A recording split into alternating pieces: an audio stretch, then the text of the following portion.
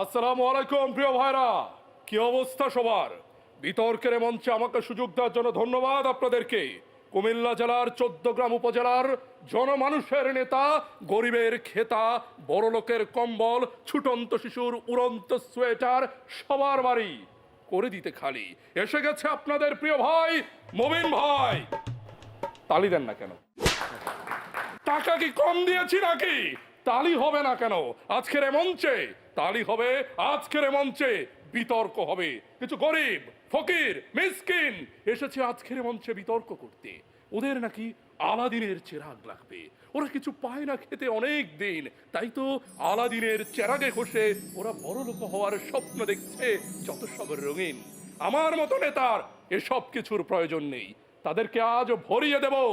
নির্বাচনে জিতেছি এমনি এমনি নাকি? সবার বাক্স না, ব্যালটের বাক্স আমারটা ভরবে, অন্যদের সব কিছুর বাক্স ভরিয়ে দেব। হাততালি নাই কেন? আবার হাততালি। হ্যাঁ, যেটা বলছিলাম। ঠিক আছে ঠিক আছে, বলেন সবাই। এলাকাবাসীর দুই নয়ন, মবিন ভাইয়ের উন্নয়ন। না, উল্টা বলছি, মবিন ভাইয়ের উন্নয়ন, আবার উল্টা বলছি। এলাকাবাসীর উন্নয়ন, মবিন ভাইয়ের দুই নয়ন। এবার ঠিক আছে। তো জানা যে বলছিলাম, সামনে ঈদ আসতেছে, আমার ছেলে মেয়েরা সবাই বেগম পাড়াতে অপেক্ষা করতেছে। আমি শুধু আপনাদের কথা ভেবে, শুধুমাত্র আপনাদের কথা চিন্তা করে এখনো ওই 14 গ্রামের ছোট্ট একটা কুটিরের মধ্যে বাস করি। এখনো মাথার উপর দিয়ে পানি পড়ে টপ টপ করে। শুধুমাত্র 100 কোটি টাকা, মানে অল্প কিছু কোটি টাকা পাবো, এই আশায় আমি বসে আছি। কত কত বড় মহান নেতারা 1000 কোটি টাকা দুর্নীতি করে, আমি মাত্র 100 কোটি টাকা দুর্নীতি করতে চাই, তারপরও আমাকে সন্দেহ করে। অনেকে বলে আমাকে নাকি ক্ষমতায় রাখবে না। কেন কেন? আমার সাথেই শুধু পারেন নাকি? কেন? তবে না, আমিও ভয় পাওয়ার লোক না, আমি পালাবো না।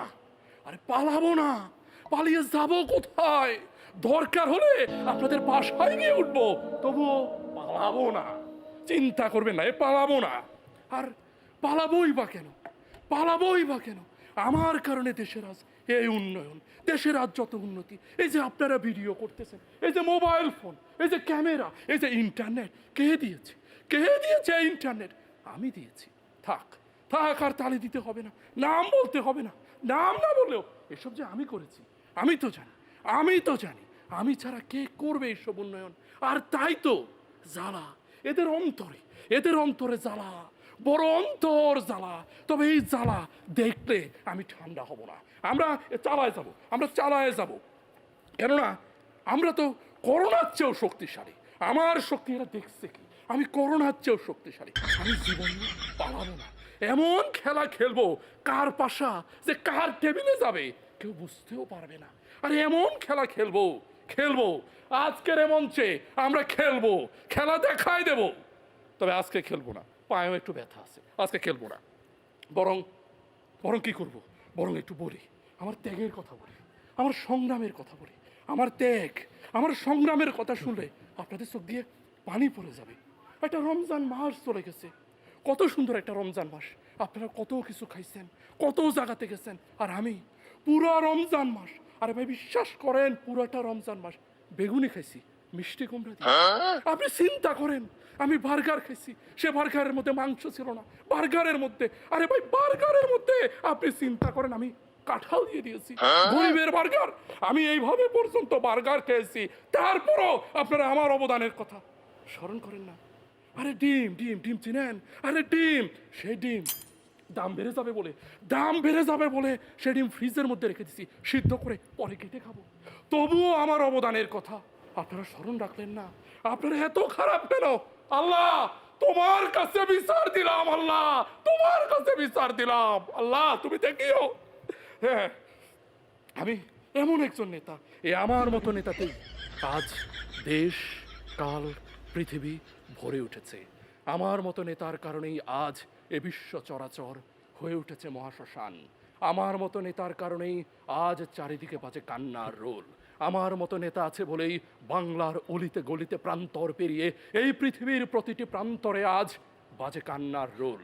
আমি কখনো ইরানের বুকে মিসাইল হয়ে ছুটি, আমি কখনো সিরিয়ার পথে প্রান্তরে ছোট্ট শিশুর পুতুল কেড়ে নেওয়া হাসি, আমি কখনো বা ফিলিস্তিনের বুকে ঝরে পড়া বোমা, আমি কখনো বা আমার দেশের কক্সবাজারের ছোট্ট সে পথশিশু রোহিঙ্গার কান্নার রোল হয়ে ফুটে উঠি।